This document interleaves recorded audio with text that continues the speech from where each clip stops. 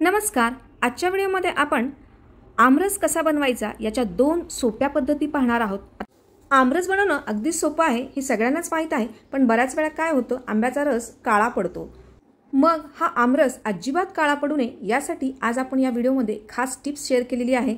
आणि त्याचबरोबर मिक्सर न वापरता एखाद्या वेळेस लाईट गेली, मिक्सर बंद पडला तर आपण झटकीपट 10 मिनिटात आमरस कसा बनवू शकतो याची ही सोपी पद्धत मी या व्हिडिओमध्ये शेअर केलेली आहे। तर हा व्हिडिओ शेवटपर्यंत नक्की पहा, कुठेही स्किप करू नका। आणि हो, चॅनलवर जर नवीन असाल तर चॅनलला पटकन सबस्क्राइब करा आणि हो, खाली जे बेल आयकॉन आहे त्याला हिट करा, म्हणजे आपल्या चॅनलचे सर्व व्हिडिओ तुम्हाला सर्वप्रथम मिळतील। त्याचबरोबर हा व्हिडिओ जर आवडला तर व्हिडिओला लाईक करा, कमेंट करा आणि व्हिडिओ शेअर करायला विसरू नका। तर अजिबात काळा न पडणारा आमरस 2 सोप्या पद्धतीने कसा बनवायचा ते आपण पटकन पाहूयात।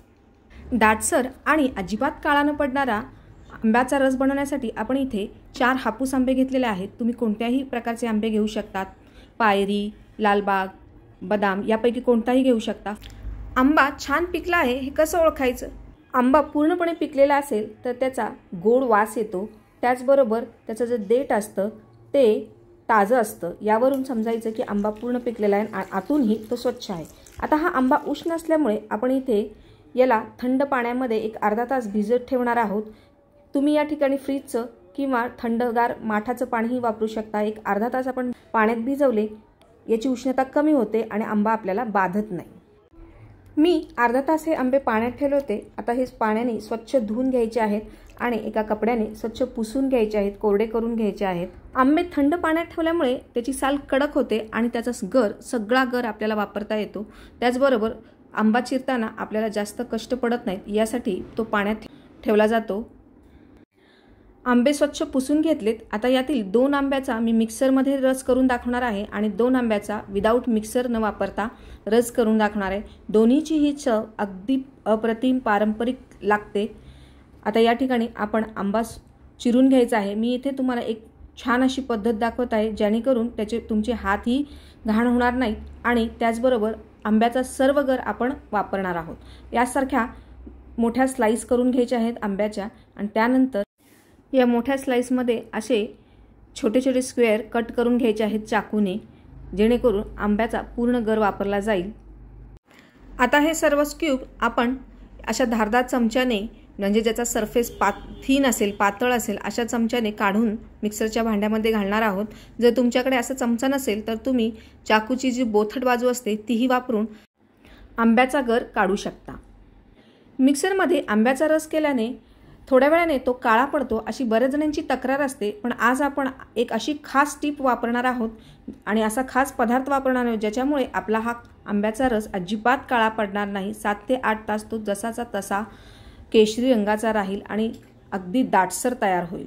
तुम्ही पाहू शकता इथे मी सालीचा पूर्ण गर कोरून घेतलेला आहे या चमच्याने। आता आपण ही जी कोय आहे तिचाही गर काढून घेऊयात। अशा बोथट अशा चाकूने आपण पूर्णपणे याचाही गर काढून घेणार आहोत।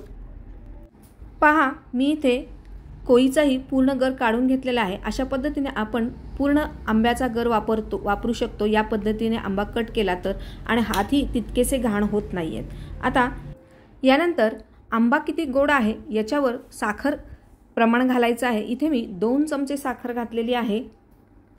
आंबा उष्ण असल्यामुळे याच्यामध्ये आपण थंड दूध घालणार आहोत। याच्यामुळे काय होतं, आपल्याला त्यात आंबा बाधत नाही किंवा पित्त होत नाही आंब्याच्या रसामुळे। यासाठी मी इथे अर्धा कप थंड फ्रीजमधलं दूध घातले। बऱ्याच वेळा आंब्याचा रस काळा पडतो, यासाठी आता खास टिप्स। इथे आपण पाणी वापरणार नाही तर असे आईस क्यूब्स वापरणार आहोत। 3 ते 4 आईस क्यूब्स मी याच्यामध्ये घालत आहे। या आईस क्यूब्समुळे आंब्याचा रस अजिबात काळा पडत नाही, तसाचा तसा ओरिजिनल रंगामध्ये केशरी राहतो आणि चवीलाही छान लागतो। मिक्सर पल्स मोडवर चालू बंद करून आपण हा आंब्याचा रस ब्लेंड करून घ्यायचा आहे या पद्धतीने।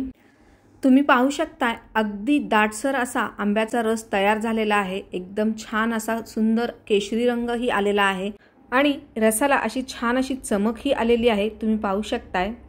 तुम्हीही मिक्सरमध्ये अगदी 10 मिनिटात अजिबात काळा न पडणारा आंब्याचा रस बनवू शकता। हे आईस क्यूब्स वापरून ही पद्धत तुम्हाला कशी वाटली हे कमेंट करून मला नक्की सांगा। यानंतर राहिलेल्या 2 आंब्यांचा मी मिक्सर न वापरता, एखाद्या वेळेस लाईट गेली किंवा आपला मिक्सर बंद पडला तर त्यावेळेस जर रस बनवायचा असेल तर कसा बनवायचा आणि अगदी सोप्या पद्धतीने, अगदी नवीन अशी पद्धत आहे। इथे स्लायसरने किंवा चाकूने आपण याची साल पूर्ण काढून घ्यायची आहे। आंबे पाण्यात ठेवले होते त्यामुळे त्याची साल कडक झालेली आहे आणि यामुळे ती सहज हाताने निघू शकते, तुम्ही पाहू शकताय। इथे दोन्ही आंब्याची साल काढून घेतली आहे। आता आपण घरातलीच एक वस्तू वापरून आंब्याचा रस बनवणार आहोत, मिक्सर न वापरता। अशा प्रकारची गाळणी वापरून किंवा तुमच्याकडे जर पीठ चाळायची चाळणी असेल ती वापरून आपण हा आंब्याचा गर काढणार आहोत। आंबा गाळणीमध्ये असा घासत आपण याचा रस काढणार आहोत। तुमच्याकडे जर अशा प्रकारची गाळणी नसेल तेव्हा तुम्ही पुरण बनवण्यासाठी जी आपण चाळण वापरतो तीही घेऊ शकता। तर शक्यतो सगळ्या घरामध्ये पीठ चाळण्याची चाळणी असतेच, या पद्धतीने आपण त्याचा आमरस काढू शकतो। पहा, अगदी सहज असा आमरस तयार होत आहे, कुठेही गाठी नसलेला दाटसर असा। आता सर्व आंब्याचा गर काढून झालाय। आता ही जी कोय आहे ते पहा, अगदी पूर्णपणे आपण याचा गर वापरला आहे आणि हे जे राहिलेले गर आहे तो असा चमच्याने स्मॅश करून पूर्णपणे काढून घ्यायचा आहे।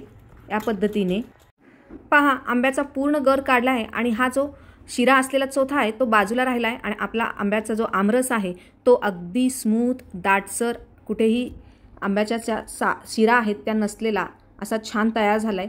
या ठिकाणी आपण पिठी साखर वापरणार आहोत। आंबा किती गोड आहे यावर आपल्या या पिठी साखरेचं प्रमाण ठरवायचं आहे। मी इथे 2 चमचे पिठी साखर घातलेली आहे। आता आपण व्यवस्थित मिक्स करून घेऊयात। वाव, सुंदर, अगदी एकसंध असा, स्मूथ असा, दाटसर, पारंपरिक चवीचा झटकीपट असा आमरस तयार झालेला आहे। मिक्सर न वापरता, रवीचा वापर न करता आपण या खास पद्धतीने आंब्याचा रस तयार केलेला आहे।